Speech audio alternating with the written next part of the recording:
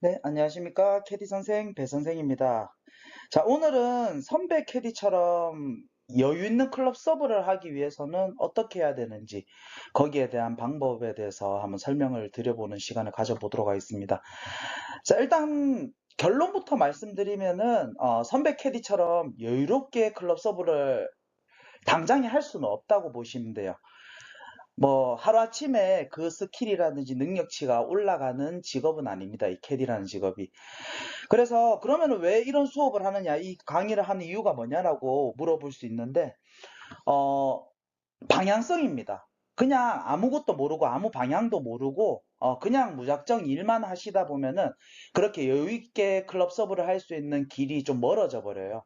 그래서 저는 오늘 이 강의는 캐디 신입 캐디 분들이 선배 캐디처럼 여유롭게 클럽 서브를 할 수 있는 최단거리의 방향을 제시하기 위해서 이러한 수업을 한다라고 보시면 됩니다. 자, 이 말은 무슨 말이냐? 선배 캐디들도 신입 캐디 시절이 있었을 거고 지금처럼 여유 있게 클럽 서브를 하지는 못했습니다. 신입 시절 때는. 하지만 이런 근무가 하루 이틀 쌓이면서 1년, 2년 이제 연차가 쌓이면서 여러 가지 데이터들이 어, 측정이 되는 거예요. 축적이 되다가 뭐 예를 들면은 시각적 데이터라든지 아니면 골퍼의 데이터 또는 골퍼의 거리 데이터 그리고 홀맵지에 대한 데이터들이 이제 상호작용을 하면서 나의 것으로 만들어지면서 그런 여유 있는 서브가 가능해진다라고 생각을 하시면 돼요.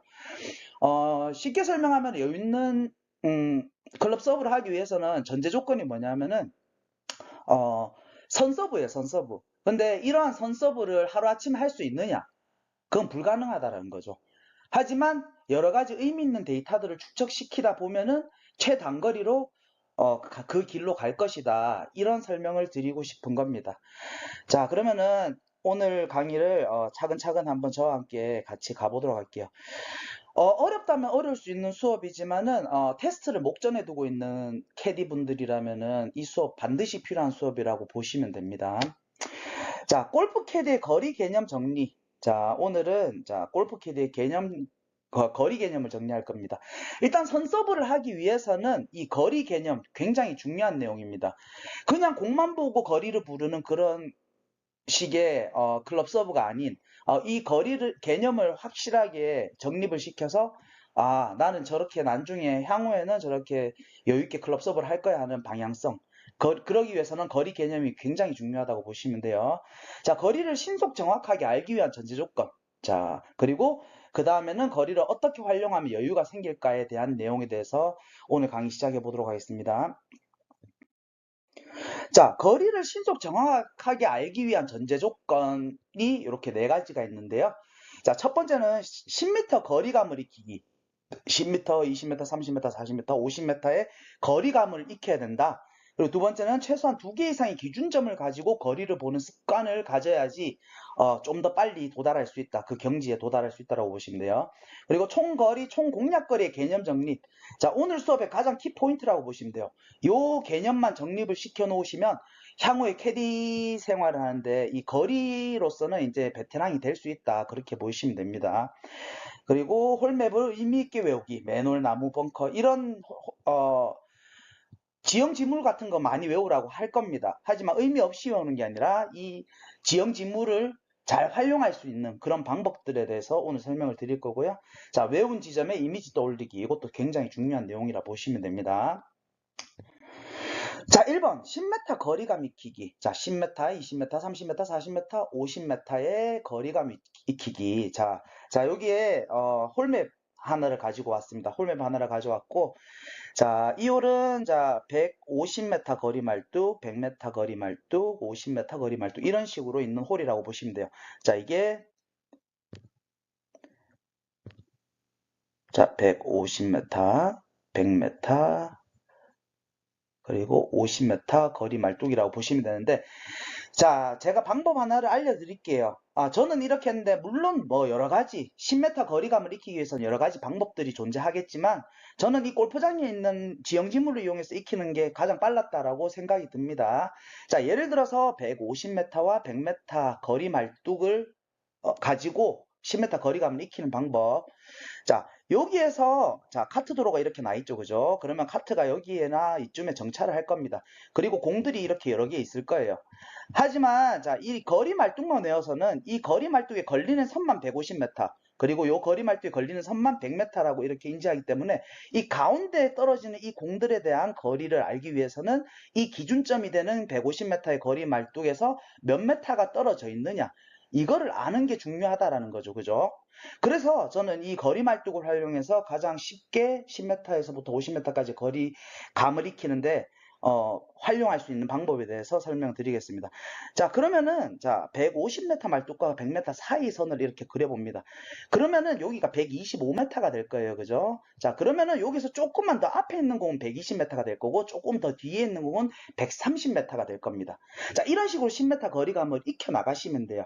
자, 예를 들어서, 자, 100m에서 50m 거리 선상에 있는 공이 있었을 때, 자, 요 공을 예로 들어 볼게요.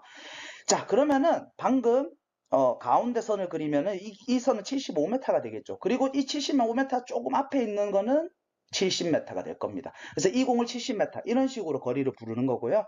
그리고 이렇게 5등분을 합니다. 자, 이렇게 5등분을 했을 때 몇 5분의 2 지점에 있으면은 70m, 뭐 5분의 4 지점에 있으면은 90m, 이런 식으로 10m 거리감을 익힐 필요가 있다는 거죠. 그리고 가장 빨리 이 감을 익히는데 도움이 되는 거는 이 멀리 있는 카트 도로에서, 지금 현재 카트 도로에서 멀리 있는 이 거리 말뚝 두 개를 사이에 있는 공들을 빨리빨리 이렇게 익히는 게 중요하다는 겁니다. 자, 그러면은 여기서 중요한 게 있어요. 자, 좀 전에 말했듯이, 자, 이렇게 100m, 50m 거리 말뚝이 있다라고 칠게요. 그러면은 이렇게 여기서 이 공을 바라봤을 때 이 평행되게 바라보는 공은 착시 없이 거리를 바로 부를 수가 있어요. 자, 75m, 누가 봐도 75m죠, 그죠? 하지만 이렇게 평행되게 카트를 세워놓고 여기서 거리를 부르는 경우는 거의 없다라고 보시면 돼요. 그래서 무슨 말이냐? 예를 들어서, 자, 공이 이렇게 있으면요. 카트를 제일 뒤에 공에 세워놓고 요 공에서부터 이 공 거리 부르고 이 공 거리 부르고 이 공 거리 부르고 이 공 거리를 불러야 되는 거예요. 그러다 보면은 착시가 생겨서 이 공은 50m, 이 공은 60m, 이 공은 80m, 이 공은 90m라고 지금 여기서 홀맵지에서는 이렇게 정확하게 거리를 부를 수 있지만 요 위치에서는 요 앞에 있는 공을 부르려면 착시가 생긴다. 이 착시를 어느 정도 교정해 줄 필요가 있다라는 겁니다. 그렇기 때문에 이렇게 거리 말뚝 사이에 있는 요 10m, 20m, 30m, 40m, 50m의 거리를 익힘으로써 이 착시를 좀 없앨 수 있다라는 거죠. 자, 이게 이제 홀맵지가 아닌 실제 상황입니다. 실제 상황이고, 자, 요게 100m 거리 말뚝이고요. 자, 요게 50m 거리 말뚝이 될 겁니다. 그죠? 그러면 이런 식으로 선을 그릴 겁니다. 이렇게. 자, 이렇게 그리겠죠. 그죠? 그래서 50, 60, 70, 80, 90, 100, 뭐 이런 식으로 될 거예요. 근데 여기에 카트, 100선상에다가 카트를 세워놓고 요 앞에 있는 공을 부르면은 착시가 생겨서 50m를 보일 확률이 많습니다. 그래서 이러한 착시들을 없애기 위해서 여기서 이 공을 바라봤을 때 착시를 없애기 위해서 10m 거리감을 뒤에서도 부를 수 있는 그런 거리감을 익히셔야 된다. 착시를 반영을 해서 변수값을 적용을 해서 뒤에서도 이 공이 60m라고 알 수 있게끔 여기 이 필드 안에서 이 10m 거리감을 익히는 게 굉장히 중요하다는 겁니다. 자, 미니맵 상에서는 누구나 거리 쉽게 부를 수 있어요. 하지만 이 필드에서 거리를 부르는 게 진짜 저희가 일할 때 필요한 거리겠죠. 그죠? 그래서 이 10에서부터 50m의 거리감을 요 100m 말뚝 그리고 50m 거리 말뚝을 이용해서 요 사이에 있는 공들을 착시를 줄여가면서 거리를 부르는 것을 연습하실 필요가 있다. 이렇게 설명드리고 싶네요. 자, 그리고 이제 두 번째, 최소한 2개 이상의 기준점을 가지고 거리를 보는 습관입니다. 자, 좀 전에도 2개 이상의 기준점을 가지고 거리를 불렀어요. 자, 좀 전에 2개 이상의 기준점 뭐였죠? 100m 거리 말뚝과 50m 거리 말뚝. 이 2개의 기준점을 가지고 거리를 불렀습니다. 하지만 방금 좀 전에도 이야기했듯이 카트를 여기 세워놓고 이 앞에 있는 공을 거리를 부르려면 착시가 생긴다. 그래서 2개 이상이라고 말씀드린 겁니다.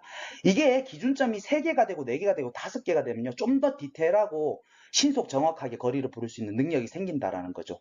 자, 예를 들어서 여기 가운데에 맨홀 75m 맨홀이 있다라고 생각을 해볼게요. 그리고 공이 여기 떨어져 있습니다. 그러면은 처음에는 100m, 50m 거리 말뚝을 가지고 거리를 부르려고 하는데 애매해요. 지금 여기서 착시가 생겨서 이 공이 60m인지 70m인지 헷갈리는 상황입니다. 하지만 여기 기준점 하나, 맨홀이라는 기준점 하나를 더 두고 이 공을 바라본다면 이 맨홀에서부터 10m 앞에 있네? 아, 이 공은 65m가 되겠구나. 이런 식으로 기준점이 2개 이상, 3개, 4개, 5개가 되면은 좀 더 거리를 착시 없이 부를 수 있는 능력이 생긴다라는 겁니다. 자, 그리고 한 가지 더 설명드릴게요. 좀 전에 이야기했듯이 예를 들어서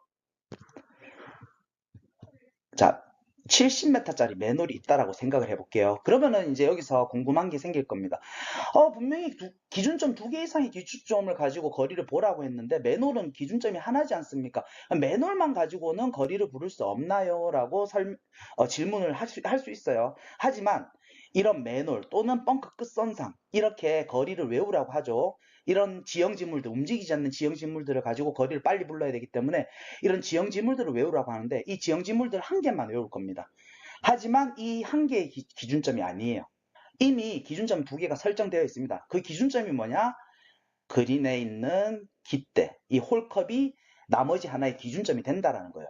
자, 예를 들어서 이 맨홀에서 자, 75m 맨홀입니다. 75m 맨홀인데 홀컵까지의 일직선을 그려요. 이 홀컵까지 일직선을 그리고 이렇게 하면 기준점 2개로 거리를 보는 습관이 생긴 거죠. 그죠? 여기서 이 홀컵 쪽을 바라보면서 양팔을 벌려서 선을 그리는 겁니다. 이렇게 직각이 되게. 직각이 되게 이래 선을 그리면은 가상의 선이 이 선에 걸리는 건 다 75m라는 가상의 선이 생기게 됩니다. 그래서 지형지물들 한 개를 외우더라도 나머지 하나의 기준점을 어디로 두느냐? 바로 목표 지점인 홀커브를 기준점으로 두면 이런 일직선이 생길 거고 여기서 양팔을 벌려서 홀컵 목표 지점을 향해서 바라보면은 이런 가상의 선이 생길 거다. 이것까지 설명을 드리고 싶은 거예요. 자, 그러면은 여기서도 마찬가지입니다. 자, 75m 맨홀이 여기 있었다고 칠게요. 그러면은 자, 요 공도 75m로 볼 수 있고 요 공도 75m로 볼 수 있고 요 공도 75m로 볼 수 있어요. 왜냐하면 기준점을 하나로만 두면은 이 모든 공들이 75m로 보일 수 있어요. 하지만 여기 자, 그린에 있는 이 홀컵에 기준점을 두고 이렇게 일직선을 그리면 일직선을 그려서 여기 선 상태에서 이쪽을 바라보고 양팔을 벌리면은 이런 선이 가상의 선이 생기게 됩니다. 그러면은 이 공이 75m겠구나 이러한 결론값에 도달하게 되는 겁니다. 그래서 항상 명심해야 될 게 기준점 하나 더 두는 가장 첫 번째 기준점은 목표 지점이 되어야 된다는 거예요. 자, 이 점 명심해 주시고요.